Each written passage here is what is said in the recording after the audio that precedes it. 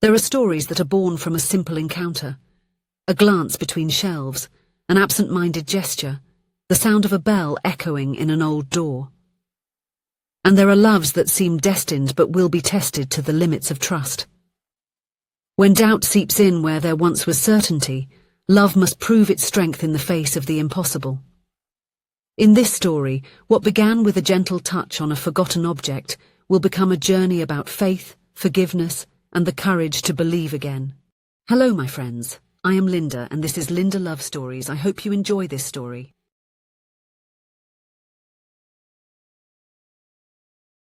The antique shop's doorbell emitted a gentle sound as Bella entered. It was a small, cozy place, full of objects that carried stories. Like her, who at 23 already had eyes marked by a difficult history. The loss of her parents, the struggle to finish college alone, night jobs to pay the bills. It was there that Daniel saw her for the first time. He was organizing old books when he noticed the woman with brown hair and a curious look. There was something about her that made him pause, perhaps the way she gently touched each object, as if she could feel the memories they held. "Can I help you?" he asked, and when she turned, time seemed to suspend. Bella smiled. "I'm looking for a present for my friend, something that tells a story." Daniel was a simple man. He worked at his uncle's store and studied history in his spare time. He had modest plans, attainable dreams. He had never believed in love at first sight until that moment. "I have something perfect for you," he said, showing a small music box. On that day, unbeknownst to them, a new story was beginning. 3 years later they were married. They lived in a small house on the outskirts of the city, with a garden that Bella tended to with dedication. They weren't wealthy. He still worked at the antiques store, now as a manager, and she taught literature to children, but they were happy in their simplicity. Mornings started early, with the smell of coffee filling the kitchen. Daniel loved watching Bella prepare breakfast, humming softly. There was a lightness about her that contrasted with his own more serious nature. "One day we'll renovate this kitchen," he would say, pointing to the faded wallpaper. Bella smiled. "One day. For now it suits us perfectly." It was this balance that made their relationship so special. He planned, she lived in the moment. He worried about the future, she reminded him to appreciate the present. When they discovered they would be parents, it was on an ordinary Sunday afternoon. The positive pregnancy test turned the ordinary into extraordinary. Daniel cried, his trembling hands holding the small object that would change their lives forever. "We're going to be parents," he murmured, as if he needed to say it out loud to believe it. Bella held his face in her hands. "Yes, we are, and we'll be good at it." The news spread quickly through the small family. Daniel's uncle, already elderly, promised an old rocking chair for the baby's room. Bella's best friend organized a small baby shower. Everyone shared in their joy except for one person, Grace, Daniel's older sister. Grace had always been a complicated figure in her brother's life. 7 years older, she had taken on the role of protector after their mother's untimely death. The problem was, she could never quite drop that role, even when Daniel no longer needed protection. When he introduced Bella 3 years ago, Grace merely smiled politely, but her eyes remained cold. "She seems nice," she commented later, in private. The tone conveyed much more than the words. With the announcement of the pregnancy, the tension increased. During a family lunch, while Bella talked about plans for the baby's room, Grace interrupted. "Have you thought about how you're going to pay for all this? Kids are expensive, Daniel." The uncomfortable silence that followed was broken by Daniel himself. "We're saving, Grace. We have a plan." "Of course you do," she replied, rolling her eyes. "As always, my little brother has everything under control." Bella swallowed her discomfort with a sip of water. Because of Daniel, she learned to tolerate her sister-in-law's comments. For love, she accepted that Grace was part of the package. Samuel was born on a rainy autumn morning. It was a difficult birth, 18 hours of labour, but when the baby's cry echoed through the room, all the suffering dissolved. "He is perfect," Daniel whispered, holding his son in his arms for the first time. His eyes were teary, his voice choked with emotion. Bella, exhausted but radiant, watched the two of them. "He has your eyes," she said, noting her husband's features in the little face. It was true. Samuel had his father's same brown eyes, the same slightly squared chin, but he also had his mother's lips, her lighter skin tone. In the months that followed, life reorganized itself around the baby. Sleepless nights, diapers, first smiles, each moment was precious, each challenge worthwhile. Daniel often came home from work to find Bella asleep in the armchair with Samuel in her arms. In those moments he felt a gratitude that barely fit in his chest.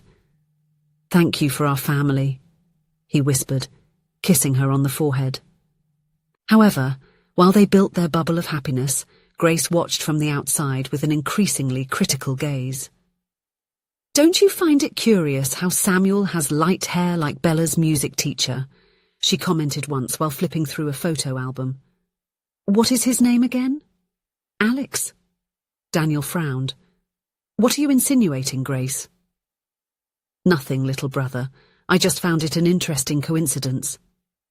The seed was planted. It was during Samuel's first birthday that things began to subtly change. The party was simple, a few close friends, a homemade cake, colourful balloons in the backyard. Bella had organised everything with care, even with a tight budget. Grace arrived with an extravagantly expensive gift, a tricycle that was certainly beyond Daniel and Bella's financial means. "Only the best for my nephew," she declared, casting a glance at the more modest toys others had brought. During the party, while Bella was serving the cake, Grace approached Daniel, who was watching his son interact with another baby. "Have you noticed how Samuel has nothing of his dad in terms of personality? He's so expressive, so different from you when you were a baby." Daniel tried to ignore the comment, but the word different echoed in his mind for days afterwards. Grace's insinuations became more frequent, small, seemingly innocent comments, observations about Samuel's characteristics that certainly didn't come from the family, questions about Bella's colleagues. Daniel tried to resist. He knew his wife, her honesty, her integrity. But Grace's words, like constant drops, began to carve a hole in his trust. When Samuel turned 2, the boy developed a birthmark on the lower part of his back, something that wasn't there when he was born, according to the paediatrician, but which sometimes appeared with development. "Interesting," Grace commented upon seeing the mark during a bath. "Alex, the music teacher, has a similar mark, doesn't he? I swear I saw it when he was at the community pool last summer." Daniel felt a tightness in his chest. "Grace, enough, this is ridiculous." But that night, lying next to Bella, who was sleeping soundly, he couldn't shake the thought. The seed of doubt, diligently watered by Grace, was beginning to take root. It was 6 months of silent torture. Daniel watched every interaction between Bella and other men, analysed every feature of his son, every gesture, looking for similarities or differences that would confirm or deny his suspicions. He hated himself for it. But he couldn't stop. Bella noticed the change. Her husband seemed distant, worried. When she asked what was going on, he responded evasively. "Just tired," he would say, or "work concerns." But his eyes told a different story. The tension grew until it became unbearable. It was on an ordinary night after putting Samuel to sleep that everything exploded. Bella was washing the dishes when she felt Daniel's presence behind her, standing as if gathering the courage for something. "We need to talk," he finally said. She turned around, drying her hands on her apron. "What is it, Dan?" He hesitated, his face twisted in an expression of pain. "I was thinking that maybe we should take a test." "Test? What kind of test?" "A DNA test." The world seemed to stop.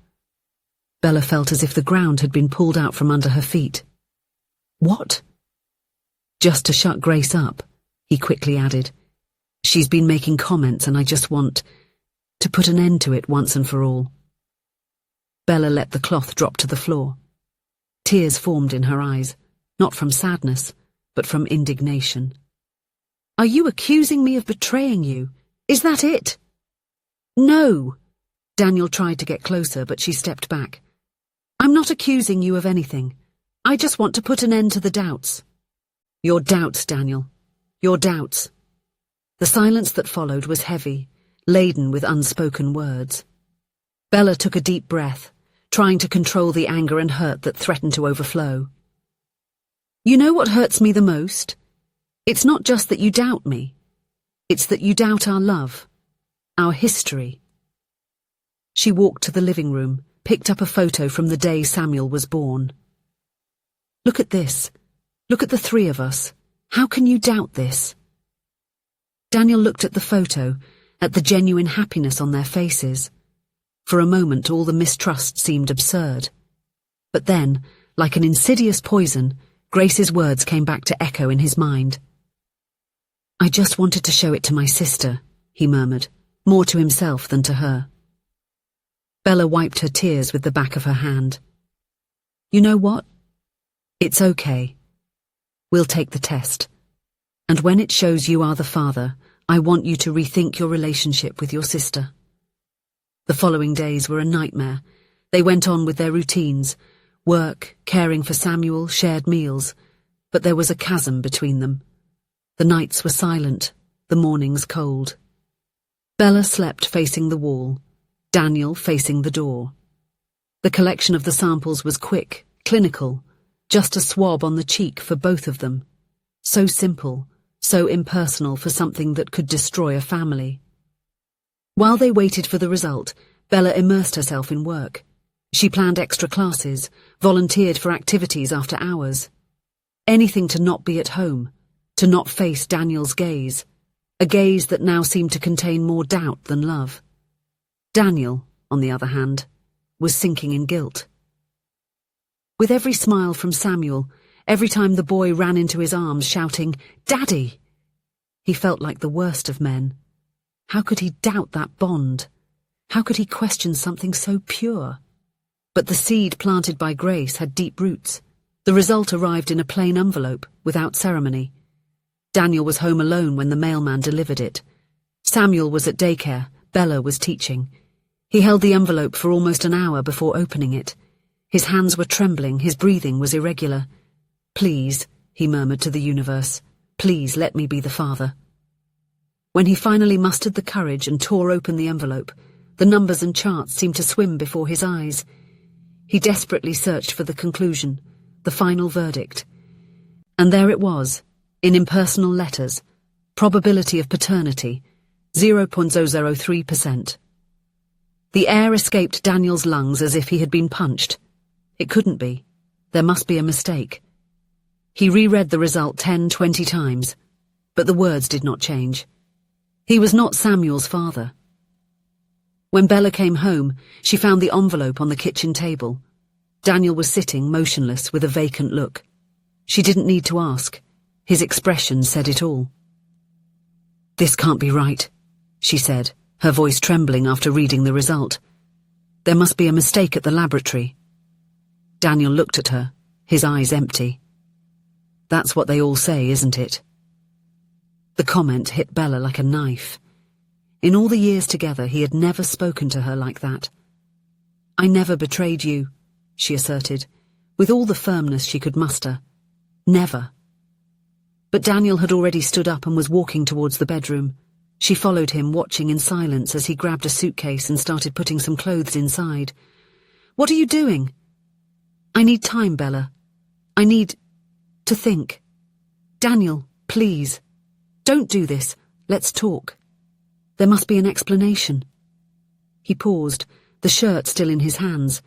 For a moment he seemed to consider, but then he closed the suitcase with a brusque movement. "What would the explanation be, Bella? The test is clear." "Tests can be wrong. Laboratories make mistakes. People make mistakes, Daniel, but I did not make this one. He grabbed the suitcase and went downstairs. Bella followed him, pleading for him to stay, to have a conversation. At the door, he finally stopped and turned around. I'll pick Samuel up from daycare tomorrow. I don't want him to think I abandoned him. Daniel, you're his father. It doesn't matter what that paper says. But he had already left, closing the door softly behind him. Days turned into weeks. Daniel was staying in a simple hotel near work. He came to see Samuel every day, but avoided being alone with Bella. The pain was visible in every brief interaction, every avoided glance. Bella lived in a daze. She didn't eat properly, didn't sleep. At night, she hugged Daniel's pillow trying to find his scent, which was already starting to fade. During the day, she operated on autopilot, taking care of Samuel, teaching her classes, keeping the house in order. And she sought answers. She consulted lawyers about errors in DNA tests. She researched similar cases. She discovered that, yes, labs could make mistakes, samples could be swapped or contaminated. She called Daniel countless times, left messages, sent emails. Most of the time he didn't respond. When he did, they were short, practical messages about times to see Samuel or the child's expenses. Until, a month after he left, he answered a call. Bella. His voice sounded tired, defeated. Daniel, please listen to me. I scheduled another test at another lab. We can do it together, please. There was a long silence. Then he sighed. For what, Bella? To prolong this? Because I know the truth. You are Samuel's father, and I need you to believe me. I wanted to believe, I really did. His words were sincere, laden with pain. Bella realized that despite everything, he still loved her, and this love was killing him as much as it was her. Please, Daniel, one last test. If the result is the same, I won't insist anymore. Another long silence. Finally, he replied, All right, one last test. The second laboratory was larger, more sophisticated. The procedure was the same. Swabs, DNA samples, the agonizing wait. Daniel didn't stay to wait for the result.